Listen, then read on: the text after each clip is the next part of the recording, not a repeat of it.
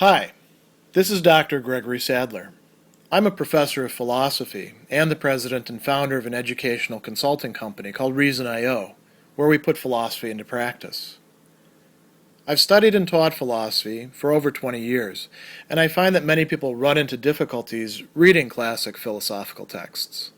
Sometimes it's the way things are said or how the text is structured. But the concepts themselves are not always that complicated, and that's where I come in. To help students and lifelong learners, I've been producing longer lecture videos and posting them to YouTube. Many viewers say they find them useful. What you're currently watching is part of a new series of shorter videos, each of them focused on one core concept from an important philosophical text. I hope you find it useful as well. As a child, you may have heard the proverb, virtue is its own reward, said to you when you actually ask, well, why should I behave? Why should I be good?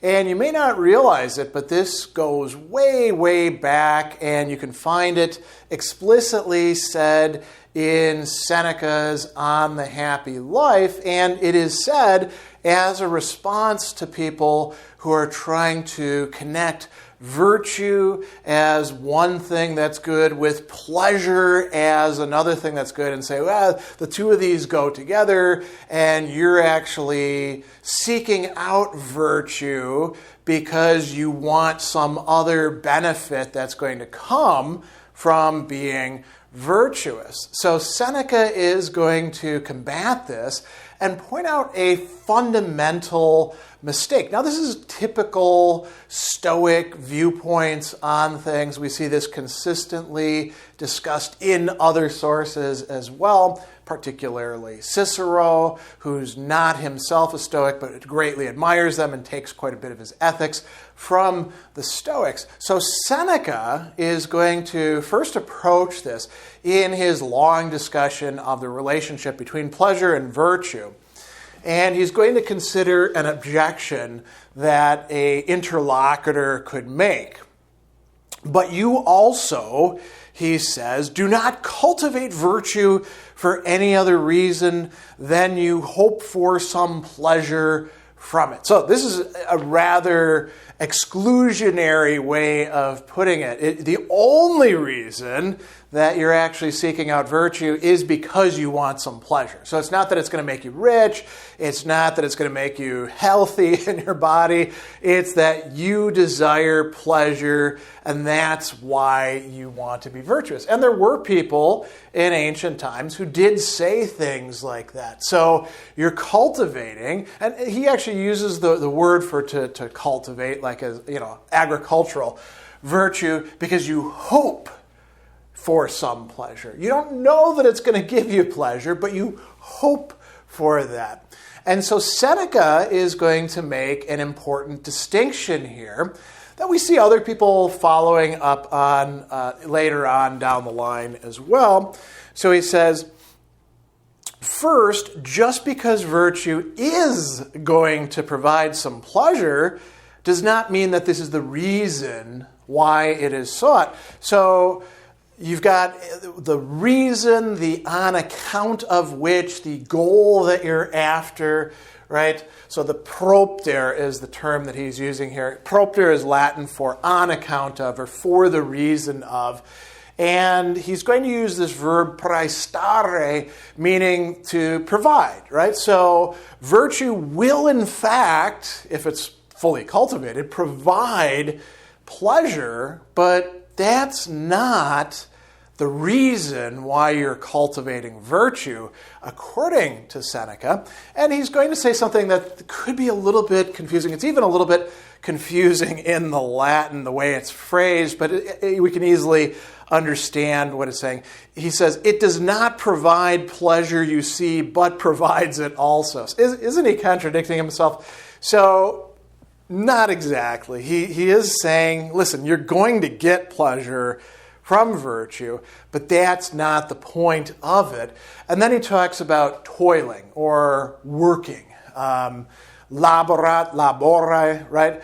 Labor is the noun that he's going to use in the next sentence. So virtue doesn't toil or work for pleasure, on account of pleasure, but the toil that is involved in virtue, because virtue is not something easy to attain, does also provide you with pleasure. And he says, even though it's seeking something else. Now, what is that something else?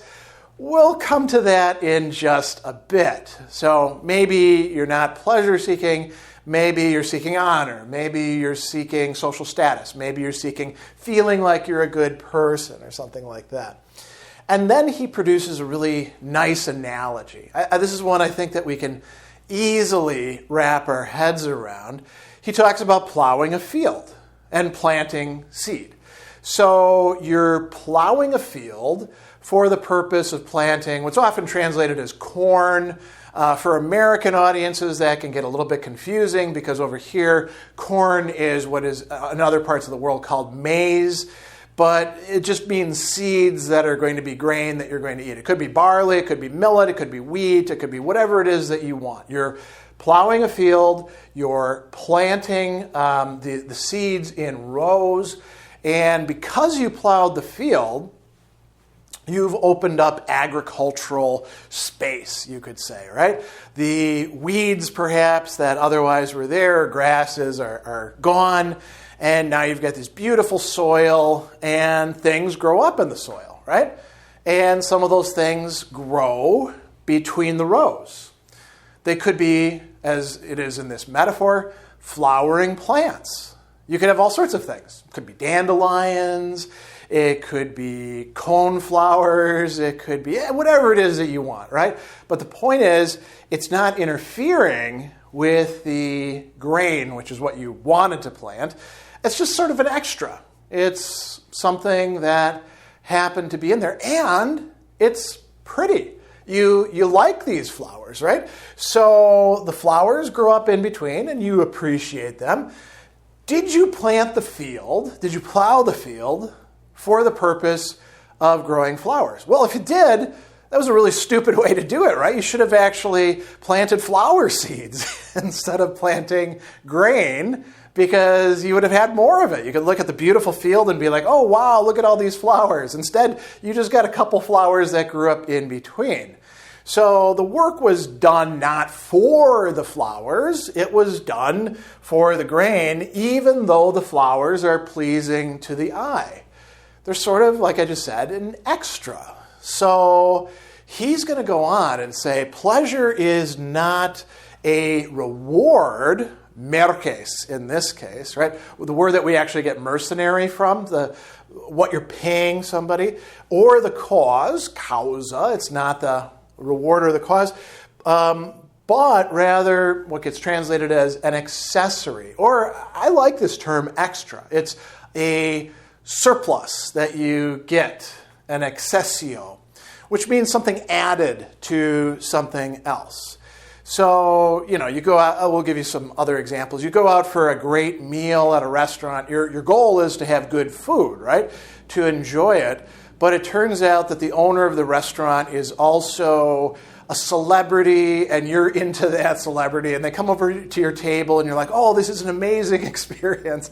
Well, you didn't go there intending for that to be the case. You just wanted to have a good meal, but you got this extra. So the flowers are an extra. Pleasure is an extra to having virtue. He's going to go on and say, virtue is not approved of on account of the pleasure. It's rather approved of, and it happens to give pleasure. So we view virtue as something definitely good. Pleasure is a nice little add-on that we can have. There's no guarantee, by the way, that acting virtuously will in fact bring you pleasure. As a matter of fact, there's quite a few cases where being a virtuous person and acting in accordance with is going to get you pain instead and remove pleasures. So a little bit later in this, he's going to say, the highest good is precisely in the judgment and disposition of the best mind. Okay, so that we've already talked about in terms of definition. When such a mind is filled up what belongs to it and has enclosed itself within the ends of its own territory, the highest good is at its full height and does not long for anything more. Why not? There is neither anything outside of its totality, no more than there is anything beyond the end. Now that's a really important phrase there. There's nothing beyond the end. The end is the goal, what it is that you're really looking for. And so here is where we get to the fundamental mistake that virtue is its own reward, is a response to. He says, when you're asking somebody what reason, propter quod in Latin, on account of what, a person seeks virtue, that's actually a mistake. If they're seeking virtue for something else, that something else is the end. That is the goal. That's what the greater good that virtue would just be a means to would be. And Seneca is going to say that's a mistaken way of doing something. He says that you're asking for something higher than or above the highest. So if we're thinking in terms of like a hierarchy of goods, a common philosophical idea, where sometimes we call this a rank ordering. Something is at the top, this is the best good. Everything else should be sacrificed, if need be, to enjoy this highest good. If you ask, well, why this highest good? What's it good for? Somebody would be perfectly justified in looking at it and saying, it's the highest good. Don't you get that? It's at the very top of the scale. There is no beyond that. There is no higher than that. You're imagining there is, but that's because you're mixed up about this. You're asking for something higher than the highest. So he says, you can ask me, what do I actually seek from virtue? And he says, virtue, ipsam in Latin, which means that very thing itself. I'm looking for virtue. I'm seeking virtue, sure. I'm trying to become virtuous, but not to have anything beyond virtue. I'm looking for virtue. Why? Because there's nothing better than it. Now, of course, there are some people who think that there are things better than virtue. The Stoics are not among them. They think that that is the greatest of goods. Now, of course, virtue is a big thing. We can unpack it into a lot of, there's the four cardinal virtues, each of which has sub-virtues. We can talk about relationships. We can talk about all sorts of things, right? But there isn't any higher than virtue. There isn't any better than virtue. There isn't any beyond virtue. So here we get to the famous phrase, virtue is its own reward, ipsa pretium sua. And you notice that he uses a different term here, pretium. So merces, pretium, they're covering the same ground. They are a reward. They are a recompense for something else. And in a certain way, you could say that even calling virtue its own reward is slightly misleading, because there isn't any reward. There's no beyond to go to. There's no end beyond virtue that you're compensated for by having or cultivating or exercising the virtues. But this also does work. So I don't want to criticize the statement too much. There's a certain what we call reflexivity. That is where something applies to itself.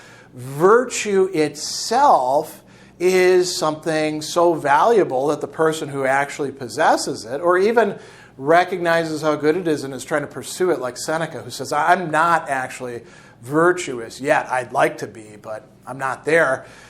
That is going to be self-referential. It's going to bear upon itself. When you have virtue and you exercise virtue, it is going to be good for you. You're going to understand that. I mean, one of the virtues is practical wisdom, right? So, or prudence. That's going to tell you about the other virtues. We can also talk about wisdom per se, sapientia. And so virtue is indeed its own reward, because there's nothing else that's going to reward you for virtue if you actually understand what virtue is. And you won't make this mistake of saying, well, I'm going to pursue virtue in order to get myself some pleasure or honor or wealth or whatever else it's going to be, or the mistake of saying that's why other people are into virtue because they want this sort of stuff. We hit a sort of, you could call it philosophical bedrock here, according to the Stoics, when it comes to the value of virtue. That's why it can be its own reward.